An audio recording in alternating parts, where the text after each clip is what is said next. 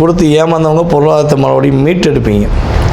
கொடுத்த வாக்கை காப்பாற்றக்கூடிய தன்மை இனிமேல் சிம்மராசி என்பவர்களுக்கு இயல்பாகவே உண்டு.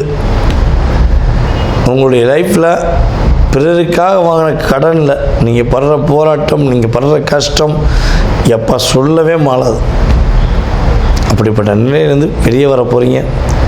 சிம்ம ராசி பூர நட்சத்திர பெண்கள், ஆண்கள் போராட்டம் இல்லாத ஒரு வாழ்க்கைக்குள்ளே நீங்கள் போகக்கூடிய ஒரு அற்புதமான தருணம் தான் இந்த குரு பயிற்சி என்பது உண்மை. சரி, நீங்கள் என்ன வழிபாடு செய்யணும் அப்படின்னு பார்த்தீங்கன்னா, இந்த சிம்மராசி அன்பர்களுக்கு குரு பகவான் 12ஆம் இடத்துக்கு வரக்கூடிய இந்த காலகட்டம் நீங்கள் பெஸ்ட்டு வழிபாடு, அதாவது பூர நட்சத்திரம் அப்படிங்கும்போது ஆண்டாளுடைய அன்னையுடைய நட்சத்திரம்.